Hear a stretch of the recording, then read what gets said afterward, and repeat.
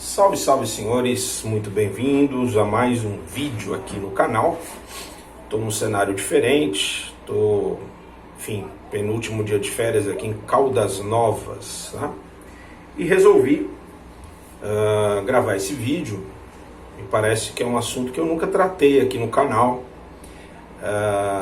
que vem a ser a adolescência, né?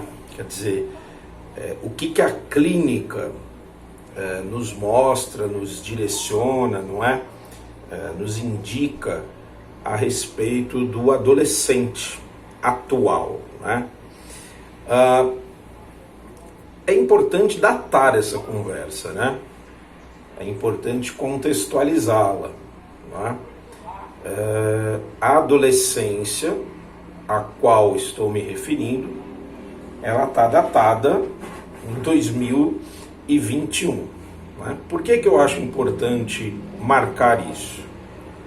Porque eu tenho a impressão de que a gente vive um aceleramento do tempo, né? Uma aceleração do tempo. Né? Hoje a gente tem uma presença marcante da tecnologia, não é? Com avanços grandiosos, não é? E esta adolescência, essa geração de adolescente, né, diferente da minha geração, né, eu estaria me referindo aí à década de 1994, mais ou menos, né, eu tinha 14 anos, a gente tem uma adolescência absolutamente tomada pela tecnologia. Tá? Na minha época, a gente estava ainda na internet de escada. Né? Eu cheguei a fazer curso de datilografia. Né? Eu alugava fitas em locadora e havia um outro tipo de experiência adolescente, que era uma experiência da rua, né? Uma experiência muito voltada à rua. O mesmo bairro que eu nasci, hoje, 2021, não é? Não só hoje, a gente pode dizer muitos anos atrás, não há mais brincadeiras de rua, não há mais futebol na rua, não há mais interação entre os vizinhos, né? Aquela coisa que eu vivi em minha época. Porém, é muito comum que a partir desse ponto do diálogo, né, se estabeleça uma ideia anacrônica de que a adolescência de nossa época era melhor. Né? Há sempre a ideia nostálgica, que eu acho que é uma marca que a gente está entrando no período de tiozinho, de velhinho, né? Embora a gente tente ser aí meninão, marca do tempo, mas a gente costuma falar com uma certa saudade do passado, não é? Claramente numa visão anacrônica, né? Quer dizer, no meu tempo as coisas eram boas, né? Isso não faz muito sentido, né? Há que se dar um passo adiante nesse tipo de análise, né? Mas eu destacaria como um aspecto muito presente hoje, na adolescência atual, as forças da tecnologia, né? Bom, estou chamando de forças da tecnologia as séries, os animes, os jogos, não é? A interação numa velocidade violenta, né? Rápida, né? O tal dos discords, né? Enfim.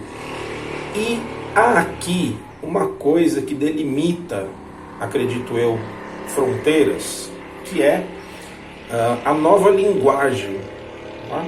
As novas formas de relacionamento. Não é? Uma juventude que se depara com tecnologias que, de certo modo, superam o real. Né?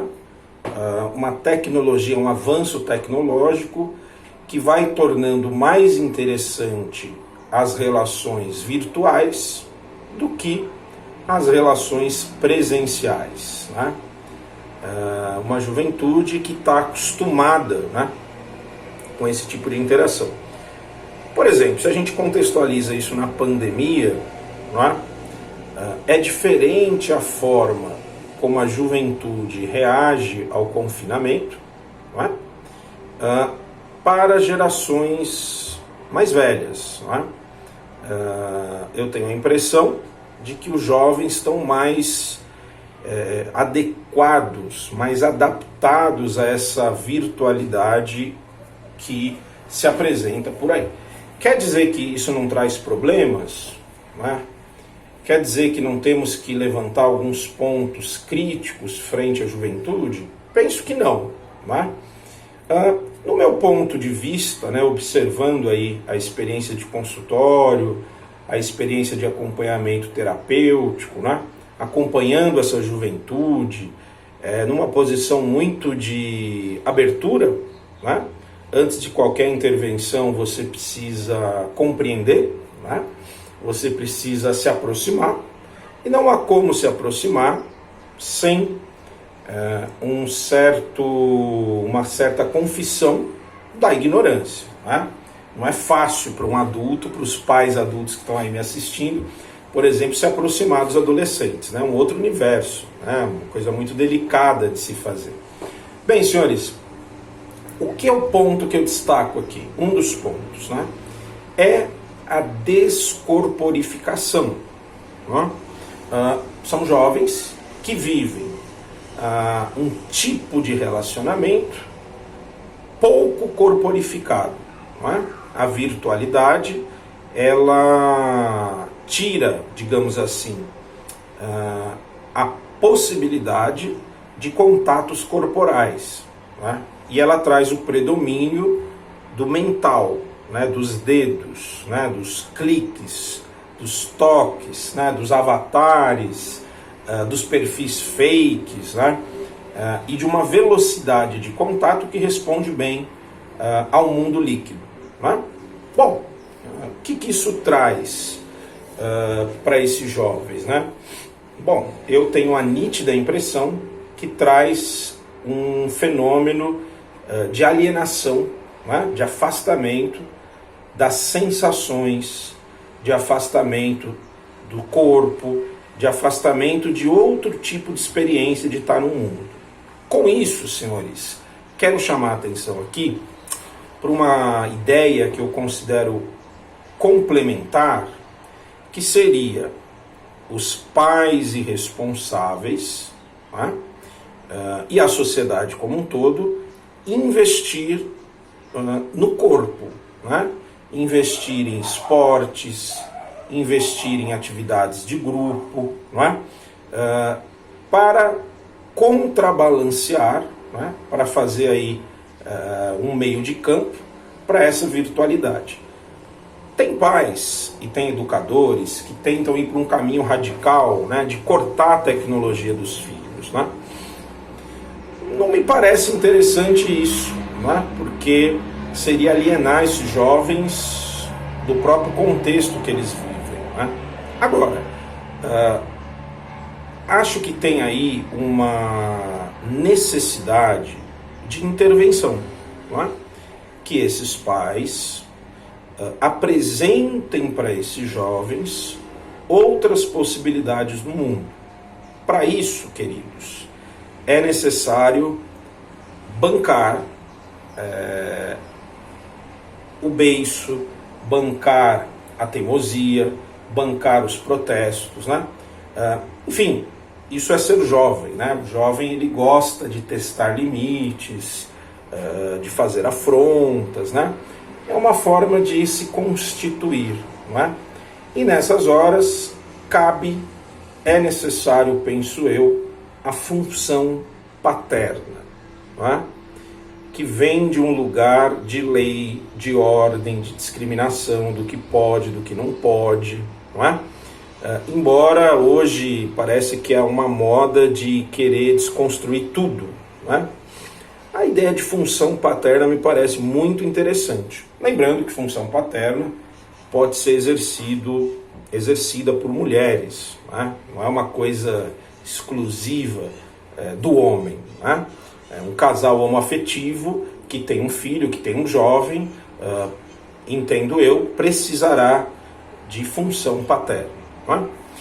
Uma coisa que eu observo também dentro dessa ideia de descorporificação, não é? É uma tendência à inversão de papéis, digamos assim, né? Os jovens instruídos pela internet, muito ligados às discussões aí políticas, né? Muito antenados com tudo que acontece no mundo, com a tecnologia, eles passam a se colocar como donos de si, não é? E como se fossem superiores aos pais, não é? Superiores à história que nós percorremos, né? Isso pede de novo, uma intervenção, não é? É necessário que esses jovens entendam que não sabem tudo da vida, né? E que embora a gente possa ter uma abertura de trocas, de conversa, etc. e tal, há limites para esses papéis, né? O que vale dizer que é responsabilidade dos pais ou das mães dizer não, barrar determinados anseios, barrar determinados desejos, né? Impor determinados limites e quebras, né? Por exemplo, há uma discussão muito complicada da privacidade da tecnologia, né? Eu já ouvi dizer de pessoas que acompanham tudo que os filhos fazem na internet, outros que instalam aí aplicativos que limitam os acessos e outros que deixam esses canais abertos, né? Dá para ter uma direção clara e unívoca na frente a isso, unívoca, né, frente a isso? Acredito que não, né?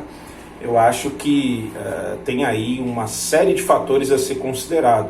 Idade, condição psíquica, né? Qual é a condição real de acompanhar esses jovens na internet, né? A construção de noções como público e privado, né?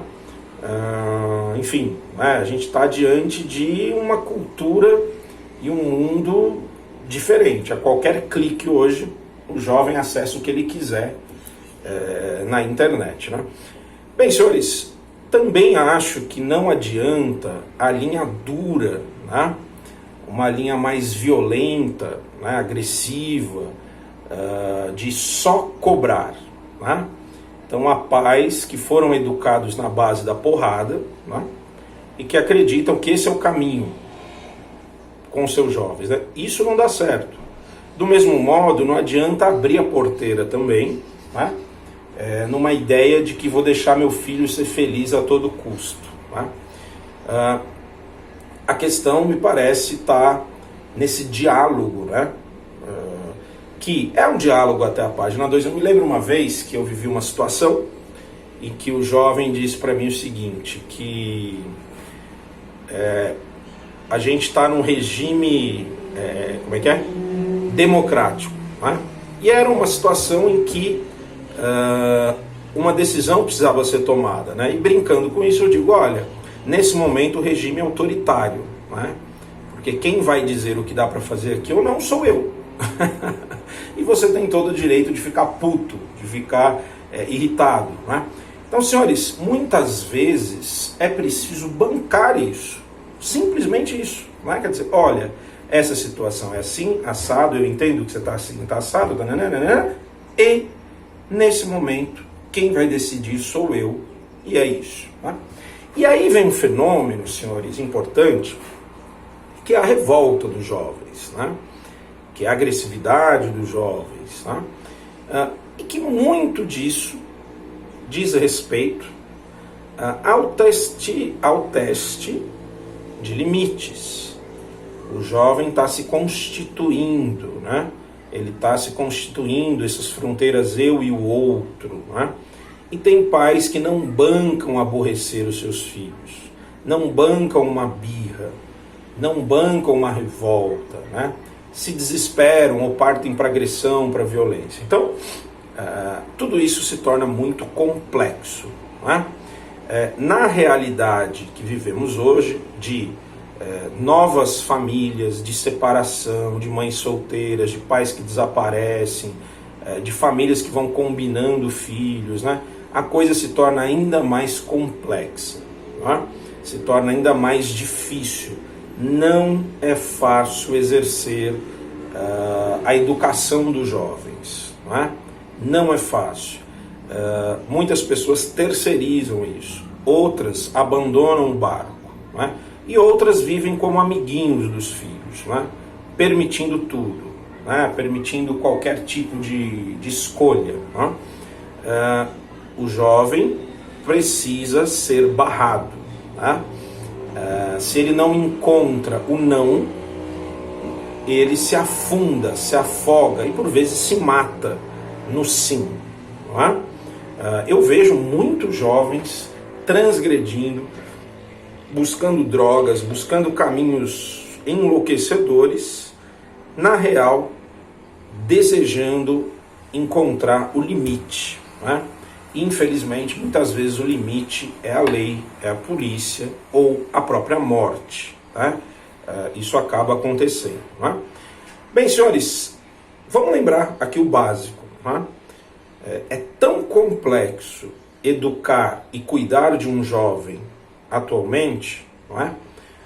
Que às vezes nós precisamos de um trabalho terapêutico, não de uma orientação direta, né, no que diz respeito à educação do jovem, mas muitas vezes para rever os pais que internalizamos na gente e que tipo de juventude nós vivemos, né? Porque isso talvez seja chover no molhado, talvez não. Ter filhos jovens mexe, evoca as coisas que nós vivemos com os nossos pais e na nossa juventude, né? Então, se você está aí perdido, você está vendo que seu filho jovem está em sofrimento, que ele está metido em drogas, que ele está metido em confusões, que ele está deprimido, né? É válido procurar terapia para ele? Desde que ele queira, né? Desde que você de alguma forma consiga levá-lo. Por vezes, o negócio é você aí, pai, ou educadores, ou pessoas que trabalham com adolescentes, você procurar terapia, né? Porque a gente sabe, e aí o Jung e a psicanálise ajuda muito, que a sombra não tratada nos pais, nos adultos, vai desembocar nos filhos, né? Os filhos acabam cumprindo essa função de mostrar a sombra dos próprios pais, tá bom? Espero que esse vídeo tenha dado alguma luz, jogado alguma reflexão aí no tema. Quero te ouvir, quero ouvir seu comentário, suas contribuições, suas críticas, suas perguntas, para a gente, quem sabe, fazer um segundo vídeo sobre esse tema. Eu dei aqui um voo panorâmico aí a respeito da adolescência atual. Forte abraço, até o próximo vídeo. Deixe seu like, seu comentário aí para ajudar o crescimento desse espaço.